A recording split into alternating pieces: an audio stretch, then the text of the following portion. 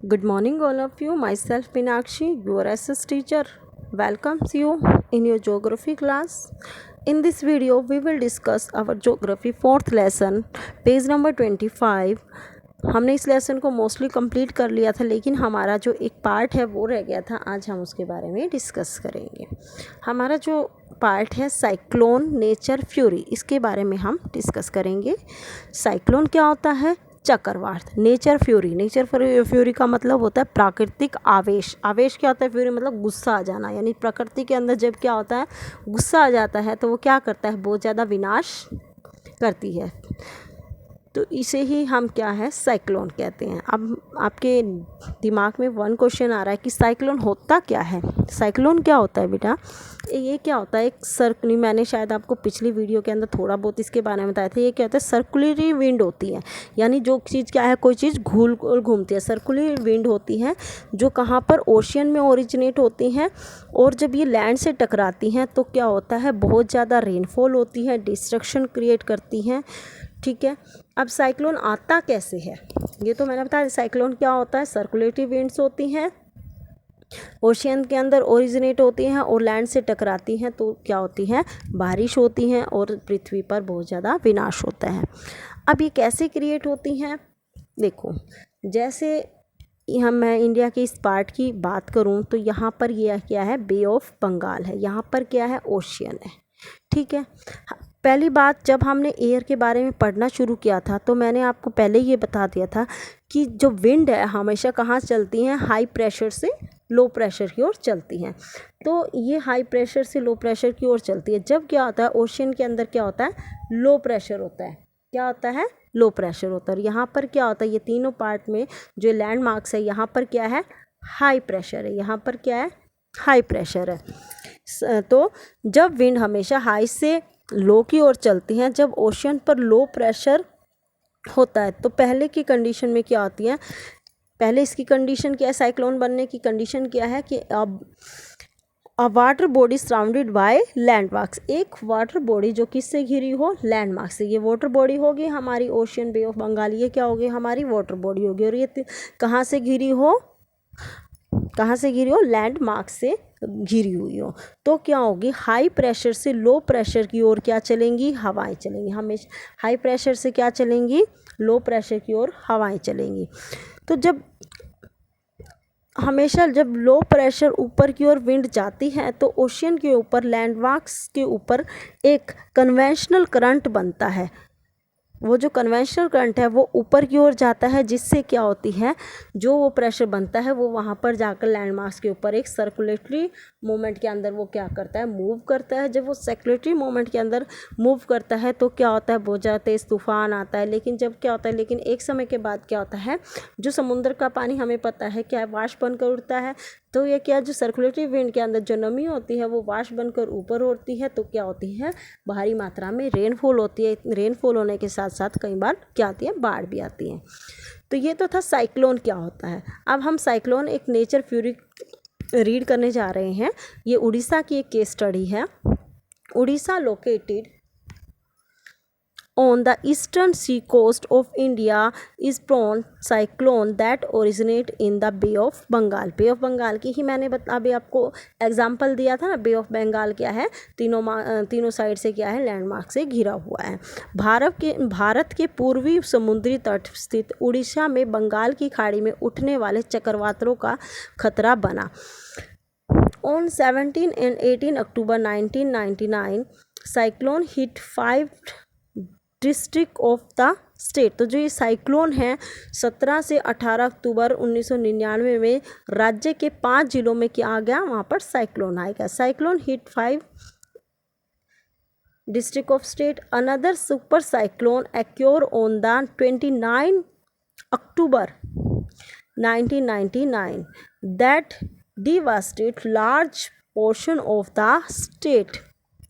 तो उसके बाद क्या हो, ये तो 17 से 18 अक्टूबर को आया. फिर 29 अक्टूबर को फिर क्या हुआ, 29 अक्टूबर 1999 को एक अन्य क्या आया, सुपर साइक्लोन। सुपर साइक्लोन क्या होता है, महाचक्रवात, जिसमें ज़्यादा खतरा होता है, वो आया जिसने राज्य के जो एक बड़ा भाग था वहाँ पर बहुत ज़्यादा क्या क्या डिवास्ट मतलब तबाही मचा दी। The damage caused were mainly due to 3 factor, wind velocity, rain and tidal surge. मुख्यतः क्या हुआ, पवन का वेग, वर्षा और जो ज्वारीय से क्या हो गई, बहुत प्रोतोकर्ष के कारण क्या हुई, बहुत सारी हानियाँ हुई। ज्वार क्या होता है, जो ज्वार भाटा किसके अंदर, समुद्र के अंदर क्या होती है, बहुत ऊंची ऊंची जो लहरें उठने लगती हैं, उसे हम क्या कहते हैं, टीडल सर्ज कहा जाता है। The wind of up 26 kilometre पर हार लास्टेड फॉर 36 हॉर्स।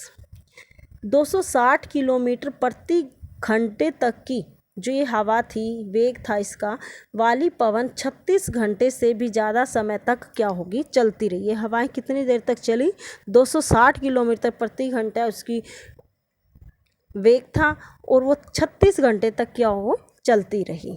36 घंटे का मतलब एक दिन, यानी कि कम से कम 1.5 दिन तक वो क्या होगी, हवाएं चलती रही। These high velocity wind uproots trees and damage the Kutch houses.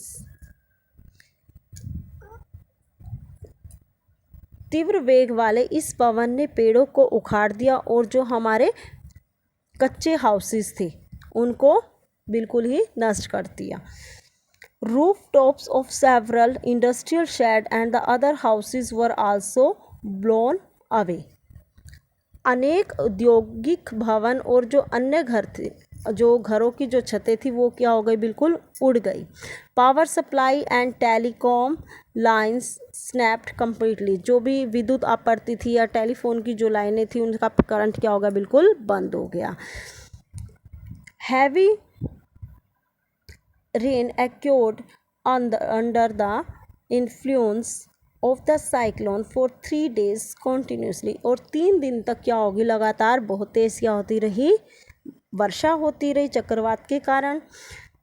These rain led flooded in the major river of Orissa. तो उड़ीसा की जो मेजर जो रिवर थी उसमें क्या आ गई, बाढ़ आ गई। The cyclone wind caused tidal waves that swept 20 kilometer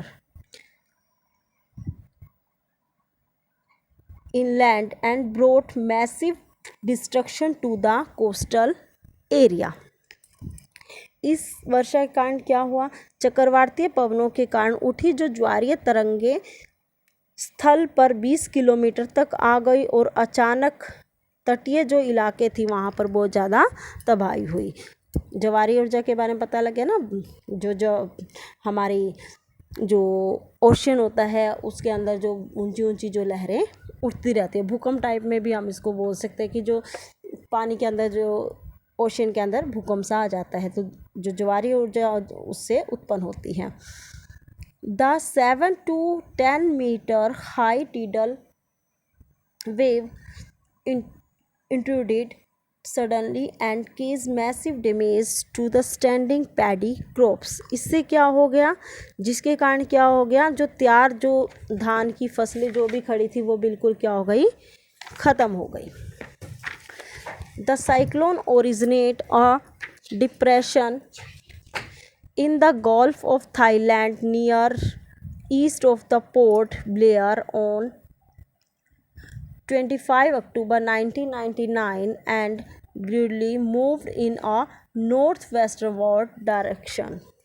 25 अक्टूबर 1999 का जो पूर्वी पार्ट है वहाँ पर पोर्ट ब्लेयर के निकट थाईलैंड की घाटी में अवदाव के कारण क्या हो गया, एक चक्रवात आ गया। It intensified into the super cyclone and hit the area between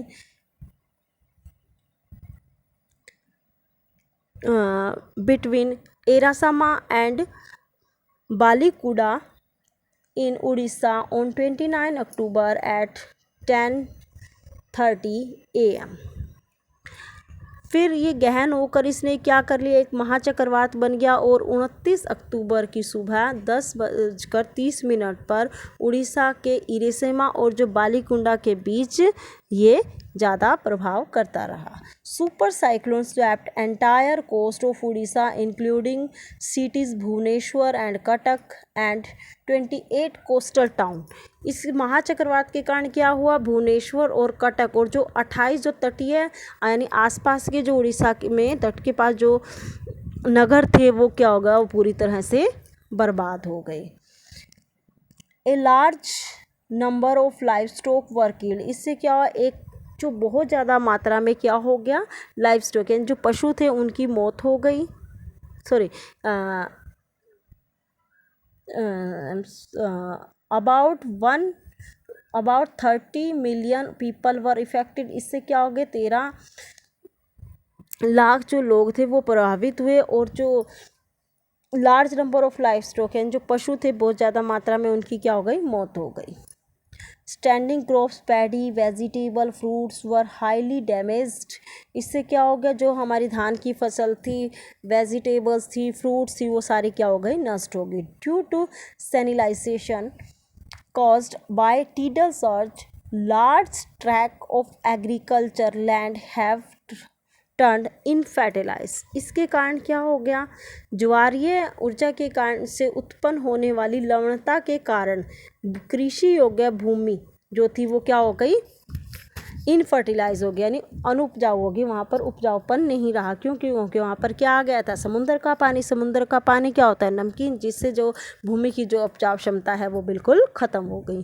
large track of sal teak and bamboo plantation have disappear. और वहाँ पर जो आसपास में किस चीज़ के पेड़ थे, साल, सांगवान और जो बाँस के जो भाग के जो पेड़ थे वो सारे नष्ट हो गए। The mangrove forest between Paradip and Konark vanished का मतलब जो बिल्कुल लुप्त हो जाता है, दिखाई नहीं देते। जो पारादीप और जो कोणार्क के बीच स्थित जो मैंग्रोव के जो जंगल थे वो बिल्कुल क्या हो गए, समाप्त हो गए।